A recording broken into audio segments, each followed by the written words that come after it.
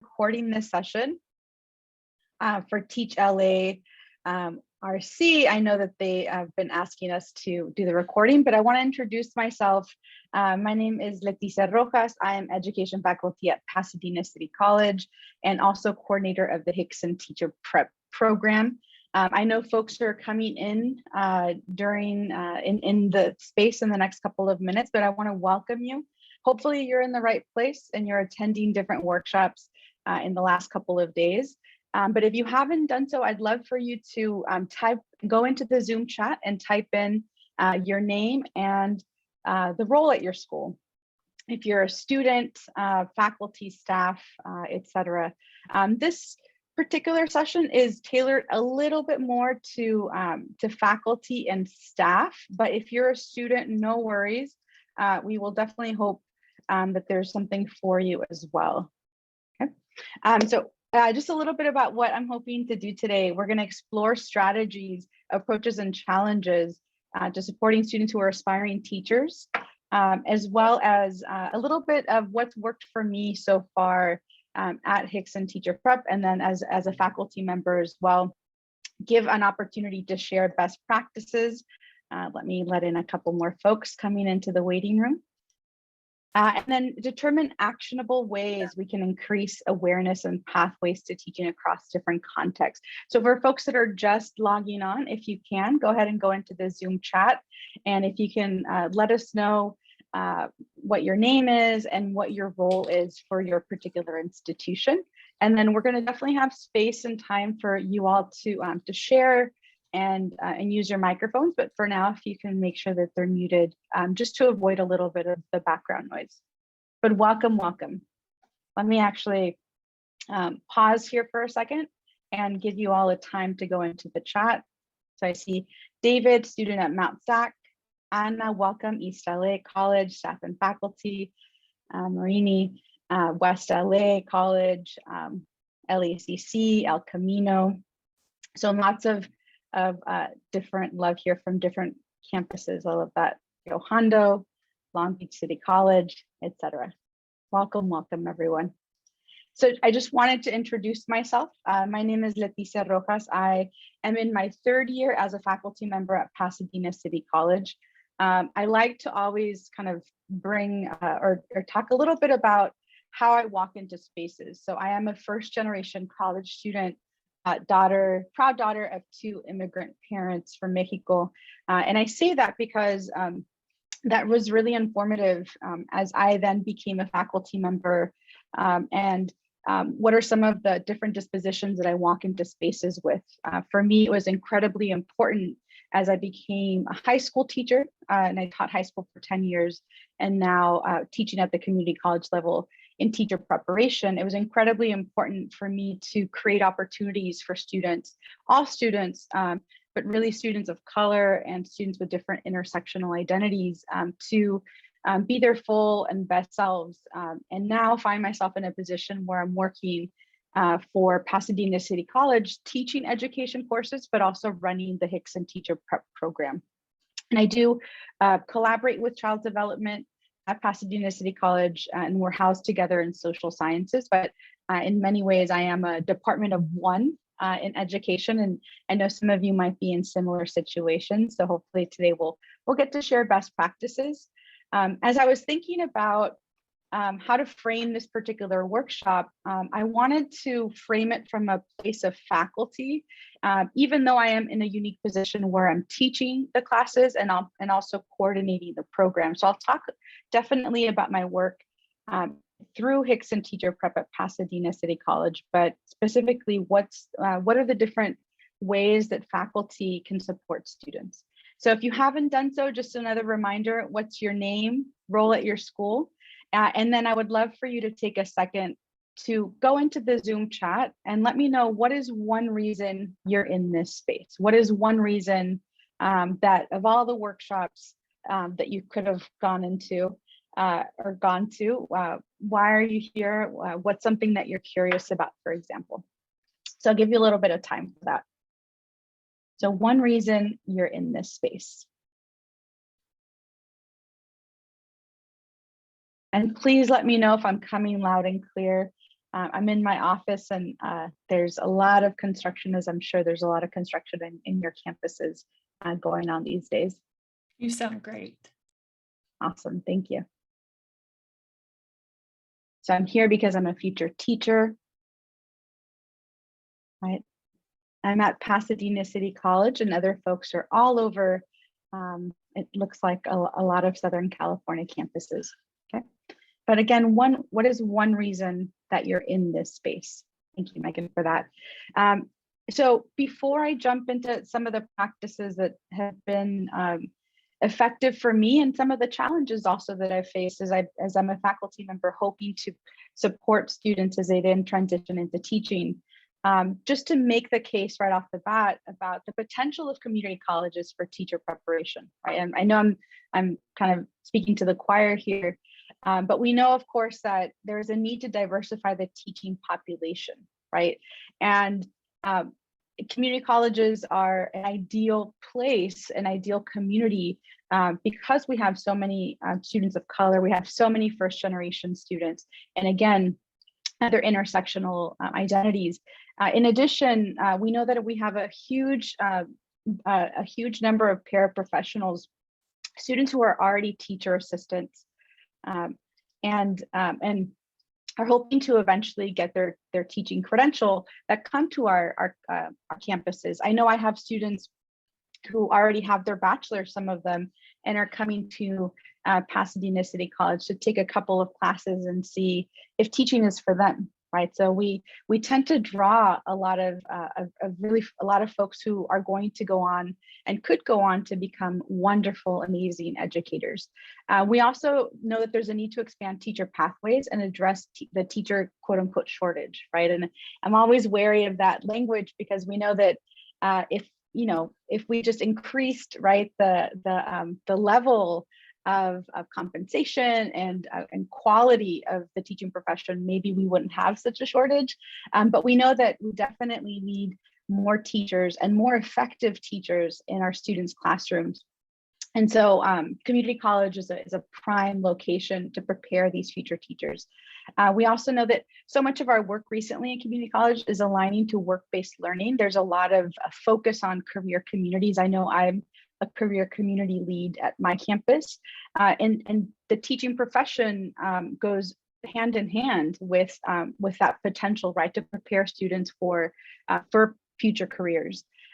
There's potential also for homegrown programs, right? Community colleges are cemented in the community, and we work with local school districts and local neighborhoods. And so there is a lot of potential to possibly be able to develop homegrown teachers, right? Teachers who start to prepare at the high school level, go on to community college, transfer into teacher ed programs, and then possibly come back to teach in the communities where they themselves grew up. And then, of course, the potential for transfer partnerships. Right? Just a snippet from a collaboration letter in 2019 between community colleges and CSUs. We know that across the CSU system, half of the undergraduate students are community college transfers. On several campuses, this figure exceeds 60%.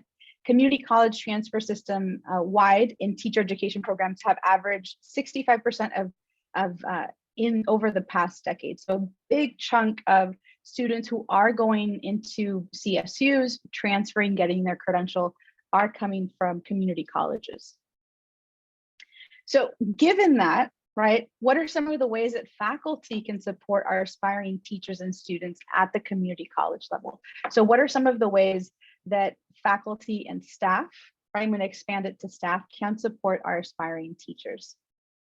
So just a little bit of what I've done and other folks around me have done. But again, I know that there's a lot of people in this space who have done all of these things and have done more than of course, these things. And so please use the Zoom chat to share your best practices. We're going to get a chance to share with one another in a bit.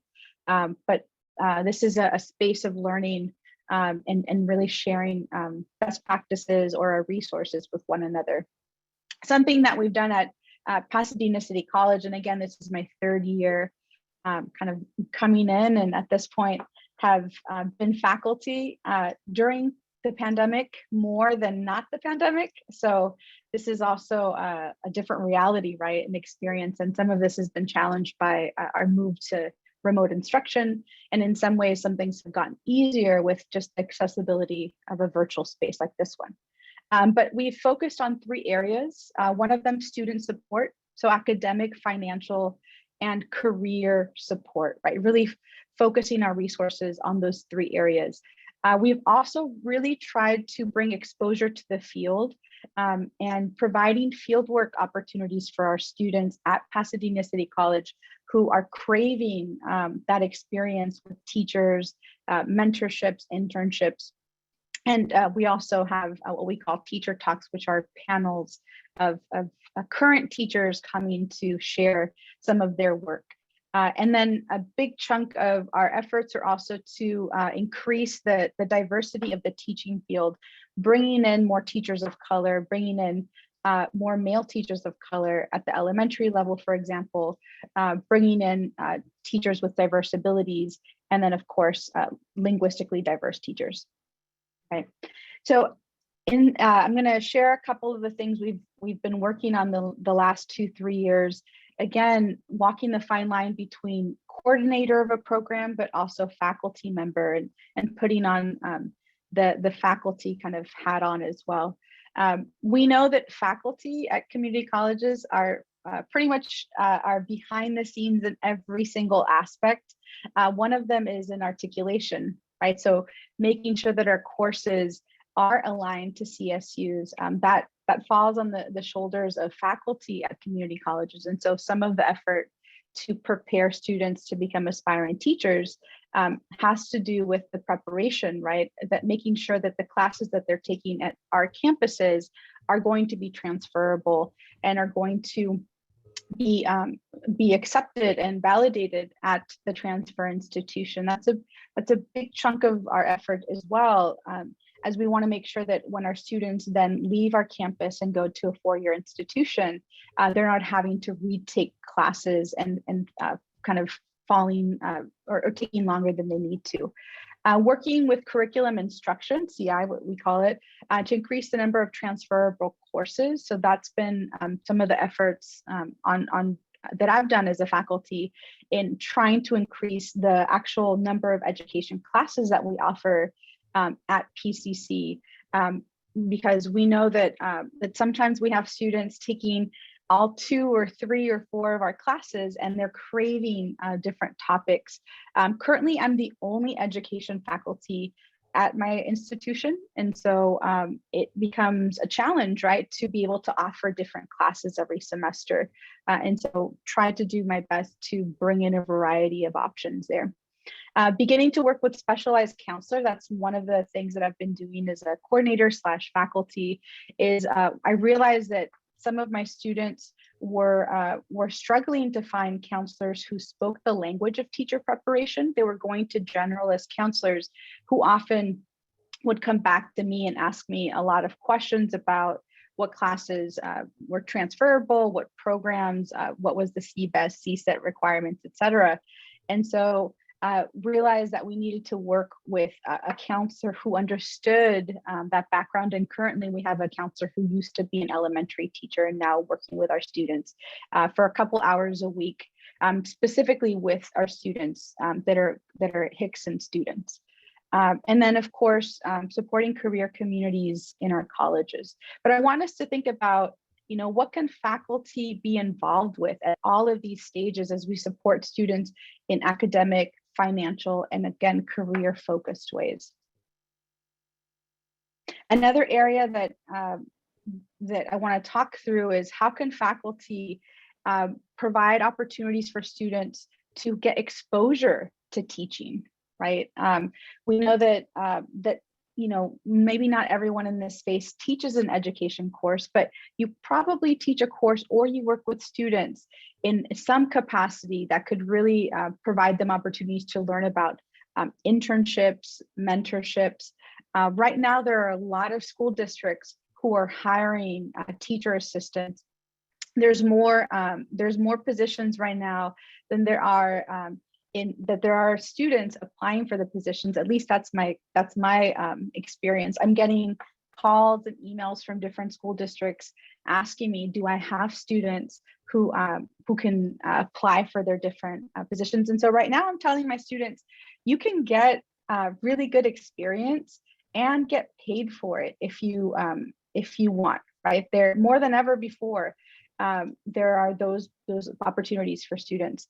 So what we've done at Hickson, and what I've done as education faculty, is make sure that not just in my Education 13 course, which is the Intro to Elementary Ed course, that course comes with a 45-hour fieldwork requirement, that they're getting opportunities to either watch videos of teachers in the classroom, but they're also able to work with teachers in a virtual setting or in a classroom space.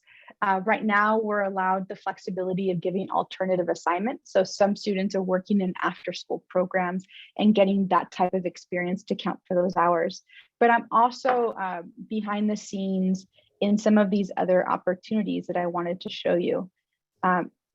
So as we think about faculty and how we create opportunities for students and how we work with community agents to bring opportunities to our campus, some of these things can be done at a smaller level or reproduced to a larger extent. One of the things that I realized, because it was just myself as an education faculty, is that I needed to build an infrastructure to increase my capacity to support students.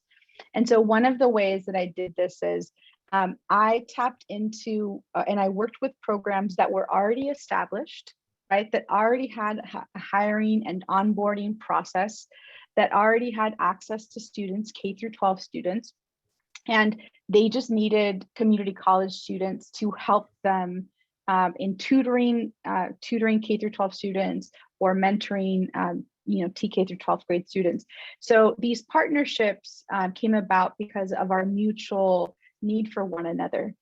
We had some funding at PCC, and so we realized that many of our students want to be part of internships and mentorships, but they can't necessarily afford to do so strictly on a volunteer basis, right? So what we did is we had some money and we attached stipends to the opportunity. So if students were to do 70 hours, for example, with Reading Partners, which is an organization that has our students teaching reading skills to 2nd to 4th graders virtually for now, at the end of the 70 hours, they would get a $650 stipend. Our funding has changed a little bit now. The stipend is a little lower this year, but that's something that we decided to do. And again, that was a combination of my role as faculty and also coordinator. We did the same thing with Adelante Youth Program. So this was another organization who needed folks to support their 5th through 12th graders and tutoring, and also a virtual platform. Something that I was able to do as an education faculty is, okay, my students are doing this volunteer experience. They're going to get small stipends. Can I attach a credit to that? So my campus had either half a unit or one full unit internship course. And so I became the faculty lead for my students who wanted to have that as an option. It was optional because we know that even if it's only half a credit, students are still paying for that half credit. So we didn't want to make it mandatory. But if students wanted to have that on their transcript, they could, and they had to just do a couple of reflection assignments along the way that would support their development. And then we also have a formalized internship program that I, as a faculty member, lead, where we interview students, we select students, and then they become Hickson interns. And they become interns at a school that has funding to pay them, right? So again, a combination of fieldwork experience, but whenever we could, we tried to connect it to compensation. Again, because many of our students are juggling, part-time jobs, they're juggling a full course load, and of course, other things in their life. And so for them, if we want to attract different types of students, we also have to understand that they crave these opportunities, but definitely would benefit from stipends. And please, folks, if you have any questions on any of these, please go into the Zoom chat, and I'll try to keep an eye on that. Lastly, I wanted to speak a little bit about the possibility of focusing how we support our students in ways that are equity oriented and socially just, right? We kind of throw those words around a lot, equity, diversity, but I wanted to be very transparent that for me, because I think it is important to have clear definitions, for me, equity has to do with social and racial justice. Diversity has to do with, of course, gender, sexuality, ability, language, but of course, race and ethnicity, right? We know that we need more teachers of color in our schools. And we also know that our teachers of color actually leave the profession at higher rates than white teachers do. There's Rita Coley from UC Irvine writes quite a bit about that, it's not just about getting teachers of color into the field, it's what are we doing to change the systems and structures of our institutions so that teachers don't feel alienated and don't leave the profession at higher rates as well, right? That's a sustainability piece, because a lot of research shows that they end up doing more work at the school sites in these different capacities and contexts. So as a faculty member and as a coordinator, I'm always having this particular lens, right? I'm identify as a queer woman of color, again, first generation daughter of immigrants. So for me, that disposition is ingrained in me. That's just the lens in which I see kind of almost everything in the world. But in the areas where I might not necessarily have the same identity as some of my students, I have to always try to challenge myself to make sure that I have the lens of how do we work in ways that are bringing in a more, again, a diverse and robust teaching kind of component to our schools. So internships and fieldwork experiences, I strategically am trying to partner with communities of color or organizations that serve communities of color, right? Some of those internships that we have are that have been there for many, many years, are in institutions with more middle class communities. And I think that's 100% okay, especially sometimes there's funding and payment attached to those. But I also wanted to balance it out with, making sure that my students are getting experience working in communities of color, working in school districts that serve a big population of first generation students. The programming and teaching is always done with the lens. So even if I'm teaching an intro to elementary teaching, if I'm teaching education as a profession or teaching as a profession, there is always conversations around how do we support students across different identities. So my teaching at elementary class, I break it down into 3 chunks. The first chunk is, what are the standards across English, math, science, social studies, et cetera. But even there, when we're examining teaching practices, we're looking at practices that focus on culturally relevant pedagogy, that focus on students with, again, different abilities and diversity across those communities. The second chunk of that class is working effectively with students of color.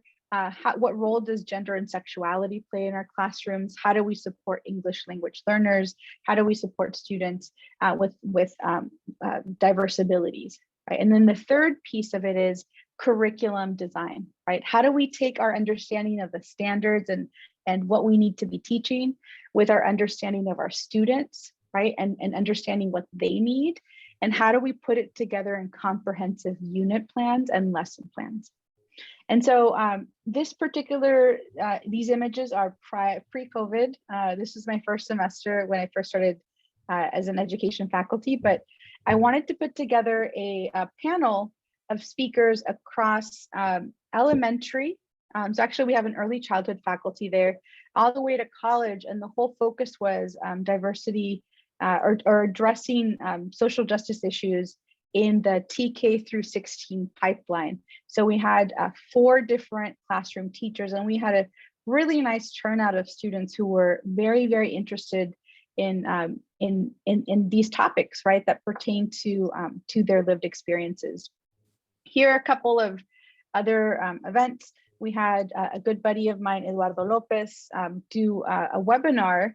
This was right as COVID hit, a webinar on teaching to empower young men of color. So bringing in some of those more specialized topics that we know are incredibly important in education. And then that's the panel that I was just talking about, equity in education across the pipeline.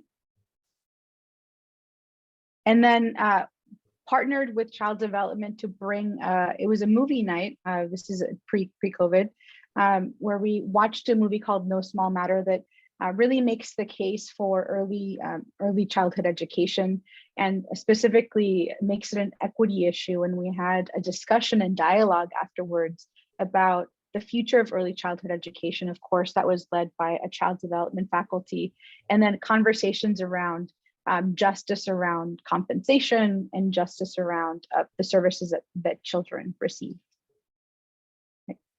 I'm gonna move on because it's a lot of me talking, and I want to make sure I give you all a chance to share. But also embedding teacher preparation or pathway visibility in curriculum and practices. We're all teachers, right? For those of you that are faculty, or those of you that are staff, but maybe have taught a course, we ourselves are teachers and instructors. So transparency, whether you teach education or not, you might be an English teacher, you might be a science teacher, but you're an educator. And so transparency in our own pathway, right? Do we ever talk about how we came to be a college professor, and kind of really providing that sort of information to students? Do we ever connect our course content to issues in schooling and education, regardless of what discipline you teach? You can connect it to issues of schooling and education and justice, right? Providing mentorship and guidance for aspiring teachers. We're starting, this is our 3rd year running it. It's a very small, but it's a growing program of, it's a mentorship program for students who want to become college professors. And what I'm finding is that I'm getting the same faculty to volunteer over and over again, which is great. But that also, I want to be mindful of people's capacity and you know, and just making sure that that all the work doesn't fall on the same shoulders over and over again. And so I think for all of us to understand that we could be potentially a student's mentor at the community college level, excuse me, as they then think about, you know, following as a teacher themselves, I think is important. So I think just some of the things that I wanted to share. You know, things have changed, obviously, right? We're now moving hopefully back on campus sometime soon. I know some of you are teaching in person, and I'm teaching right now, still in a virtual setting, although I'm physically in my school right now. But one of the things that I wanted to do as an education faculty, I also coordinate a lot of speakers, right? And what we decided to do is really address some of what's happening in our schools with our own PCC students, but also, of course, in the TK through 12th grade spectrum or world. So had a conversation around integrating technology, but in equity-focused classrooms, right? There's a lot of talk about technology, especially as teachers, you know, over the course of 1 week had to really shift their entire classroom to an online platform. But a lot of the conversation was on, you know, Zoom, Nearpod, Pear Deck, of course, all the learning around the digital tools, but not a whole lot of conversation on how do we integrate technology in ways that center equity in our classrooms. So we had a teacher who does a lot of work around GIS mapping in the classroom and talked about her work. We also brought in a speaker who talked about teaching equity through children's literature. So we could have had somebody who came in and talked about children's literature and the potential of reading, comprehension in that, which she did, but she also talked about the role of equity in that work. We know that our children are struggling. We're struggling as adults. And so we had a panel on how to support students' socio-emotional development during these challenging times, early childhood through high school, and had a panel of speakers to really provide some guidance, not just for future teachers, but also some of our students or parents, and as they're working with their children, right? So that's a lot of, again, of me. I want you all to have an opportunity. I know sometimes it's tricky with these webinars. You come in and you're not always expecting a breakout room. So I'm hoping that we won't see a drop in participants. But I promise you, this is not going to be painful, hopefully too much. But the question is, what are some ways that faculty, whether in education related disciplines or not, what are some ways that they can better support or prepare students who are aspiring teachers, right? Some of you might be students, so this is your chance to also share, what are some of the ways that faculty or staff can help you as you go into this profession and as you prepare. What of all that I talked about resonated with you, or what else have you been doing, or what else have you seen happen at your different institutions? So just going to be a short conversation because I know we don't have a whole lot of time. What I'm going to ask you to do is, if you can make sure that you share this space, if you can, right, use the microphone, share the space. And if you can have one person, when we come back, just give us a summary of some of what you talked about. And I think we'll give it about 6 or so minutes. I'll set the timer. But again, what are some of the ways that faculty or staff can better support or prepare students who are aspiring teachers? So we'll come back in about 6 or 7 minutes.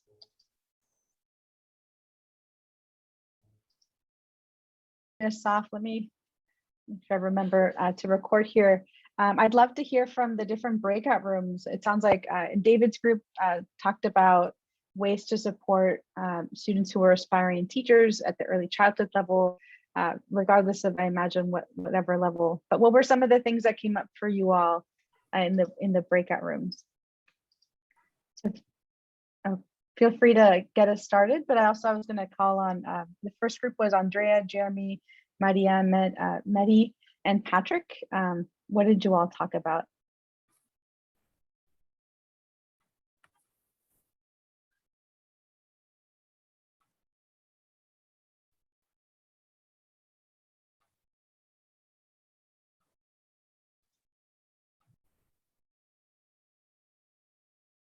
We can come back to you. I do like to have that awkward waiting period too, just in case folks are a little shy. But for the other breakout rooms, Derry, Teresa, we had about 5 or so. What were some of the things that came up for you all? I think for us, it was the same. There was one other gal with me, and it was about the cultural readiness. And I'm not a woman of color, but I grew up really poor in a neighborhood, and we didn't realize color was a problem. We were so rainbow where I was at. And but the fact that when I did go to teach at the school, the majority of the teachers had been there quite a while, and we would really like to see ethnic studies or something along those lines, taught by somebody who's been there, really, and myself as a white lady, so to speak, wouldn't be the person to teach it. Because even when I took Latin studies at Cal State San Bernardino, and I grew up in La Puente, and I mean, I was surrounded by this beautiful culture, man, I didn't know a lot. And so even if I could teach it, because I could read a book, I didn't live that life, and we really need to look at that. Yeah, no, I appreciate that. It's interesting, those of us that are faculty and we're former K through 12 teachers, it's even important for us to look back at our own teacher preparation program and see that and reflect on the ways that equity and diversity and social justice were talked about in our programs, right?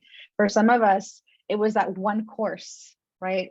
And everything was crammed into that one course in a really unrealistic kind of way, versus what does it mean to have every single thing that you're teaching taught through that lens, right? And thank you for sharing you know, and I appreciate that. I think, you know, and also geographically, right? Some of us are teaching in communities where I grew up in Central Valley and in a rural community, and then taught at Roosevelt High School in Boyle Heights, you know, for 10 years. And so I shared the same background in terms of, you know, Mexican descent with about 90%, 99% of my students, but didn't share the same experience, right? Or similar experiences in different ways. So I think it's really important. The strategies are right about how do we learn from our students in the classroom. And the other part was, just like we required, I taught high school for 19 years and I'm moving back into the lower grades. How we required the B clad, and everybody had to go back and get clad certified, that maybe we need to reach back into those existing classrooms. And I know it's a magic wand, and have those teachers get caught up with where kids are today. Yeah. For those of you that are in this space that are at a community college and haven't gone to teacher ed just yet, you know, the B clad is something that, you know, if you're bilingual, you can get authorized to possibly teach a content area in that language, your second language. I think one of the things that's interesting is a lot of, I have a B clad, but it really took someone talking me into it, because I felt like I can speak Spanish. That was actually the first language I learned, but I didn't feel like I had the academic Spanish to teach. And it took someone really letting me know, you can learn that, right? You speak the language, you can learn the academic terminology of science or whatever content area you're teaching. And I think making sure that we reach out to different pockets of students in that journey, I think, is important. What did some of the other breakout rooms talk about? What were some of the conversations that came up for you all?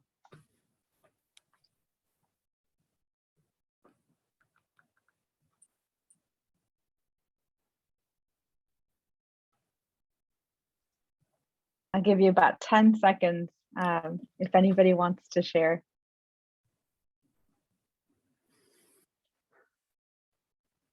Okay, so I am going to have you go into the Zoom chat.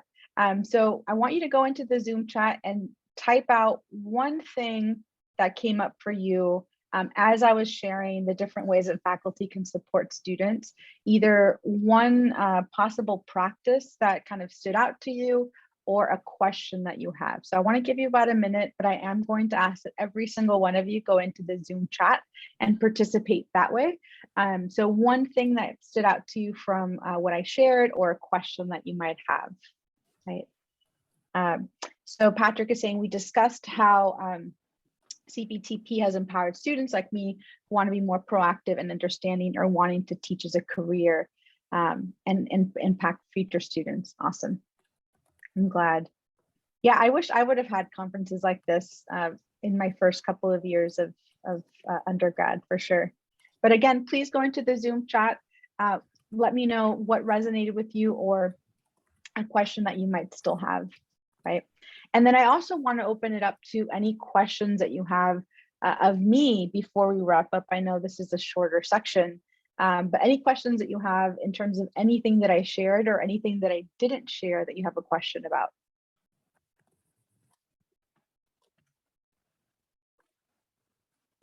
Yeah, having a well-defined pathway, there just wasn't enough information like you're offering today. Yeah. Yeah. Anything else that's kind of standing up for you? The ladder of teaching, where you can start part-time, and then career mobility. Yeah. And I went to a very traditional teacher education program. I don't think that I really knew kind of the privilege around that until after years later. So I went to a teacher ed program that you had to be a full-time student, and you couldn't really have a job during the day because the classes were during the day, and then you did your student teaching. And so it really was like a 1 to 2 year program. Now I realize that for a lot of our students, that just doesn't work, right? There's a great need for flexibility in teacher preparation programs, and there are so many different types of programs.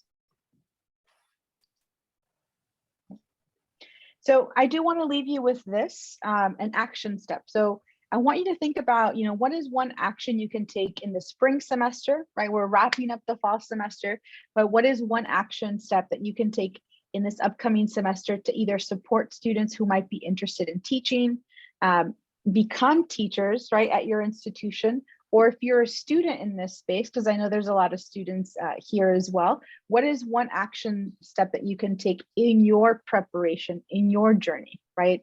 Is it reaching out to a faculty member? Is it going to the Career Center and seeing if they have any internships or mentorships available? Again, I know not everyone is an education faculty. You might be teaching different content areas, but what is one tangible action step that you can implement? Again, as we think about our work with students and as they enter this really kind of amazing, beautiful, heartbreaking, lovely, exhausting profession, right? There's a lot of really great things in teaching, and it's a whole lot of different things. Awesome, thank you, David. So to take more classes and try to transfer to Cal Poly Pomona, that's a tangible action step, right? And for other folks, please feel free to put that into the Zoom chat as well. I am going to share my information with you also. If anything resonated with you today and you'd like to keep the conversation going, again, I'm a department of one at my institution. So if you find yourself at an institution and you're also, kind of in a similar boat, or you want to share and bounce ideas, that would be lovely. That would be wonderful. My email is lrojas12@pasadena.edu. So definitely please reach out. We're going to end a little early. I think hopefully that's okay with you all. There was a couple of private messages of folks asking about certificates. I believe you're going to get a certificate at the end of the conference. They're doing one certificate for the entire conference. I think in the past they've done certificates for different sections. So definitely make sure that you look on the lookout for that. If you don't get a certificate, again, write down my email. And then I'll definitely make sure that I follow up for you. But thank you again. Thank you, David. Thank you, everyone. And thank you for this presentation on behalf of Teach LA. And yes, we will submit one certificate for everybody who needs it. And people can contact me at mkoplinski@lbcc.edu. Thank you,